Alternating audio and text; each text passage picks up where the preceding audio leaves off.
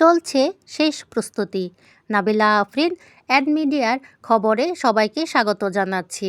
হালুয়াঘাট উপজেলায় ব্যবসায়ী উন্নয়ন সমিতির নির্বাচনকে ঘিরে চলছে উৎসবমুখর পরিবেশ এবং এই নির্বাচনকে ঘিরে হালুয়াঘাটের জনগণ খুবই আনন্দিত ও উচ্ছ্বসিত। আমরা একটা ভালো নির্বাচনের আশা করতেছি, যাতে ভালো একটা সুষ্ঠু নির্বাচন হয়, যাতে কারচুপি মুক্ত নির্বাচন। প্রার্থীরা এখনও তাদের প্রচারণা চালিয়ে যাচ্ছে। এ প্রচারণা চলবে। আসসালামু আলাইকুম সকল ভোটারবৃন্দ।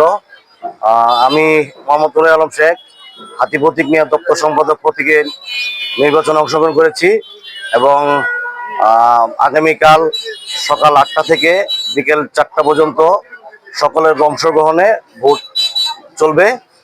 আর আমি সকলের কাছেই দোয়া চাই, ভোট চাই এবং সকলের সহযোগিতা চাই। সকলেই শান্তিপূর্ণভাবে ভোট অংশগ্রহণ হবে, সকলের সহযোগিতা চাই ইনশাল্লাহ।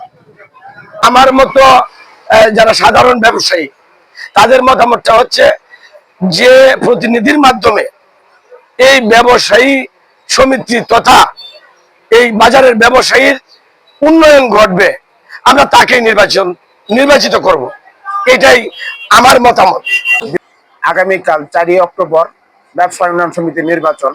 আমি সমাজ কল্যাণ সম্পাদক পদে দেওয়ালগড়ি প্রতীকে নিয়ে আপনাদের সামনে উপস্থিত হয়েছি এবং বিগত 6 বছর আগেও আমি 2বার নির্বাচিত ছিলাম। থাকার সরকারকালীন সময়ে আমি যখন নির্বাচিত হয়ে এখানে আসি, তখন এই গড়টি আমরা 3600 টাকা আমরা ক্যাশ পাই। সমিতির যে গড়টি ছিল জায়গাটি ছিল অন্য আরেকজন ব্যক্তির নামে।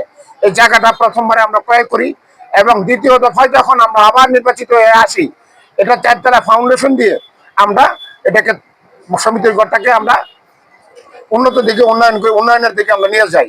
এবং হালুয়াঘাট বাজারে ব্যবসায়ী সমিতির পক্ষ থেকে, সমাজ কল্যাণ সম্পাদকের দপ্তরের পক্ষ থেকে ভ্রাম্যমাণ ডাস্টবিন দেওয়া হয়েছে, ড্রেন পরিষ্কার করা হয়েছে এবং বাজারে যখন বাইরের মানুষজন আসে, একটা বাথরুম প্রস্রাবখানার কোনো আয়োজন বা কোনো প্রস্তুতি ছিল না।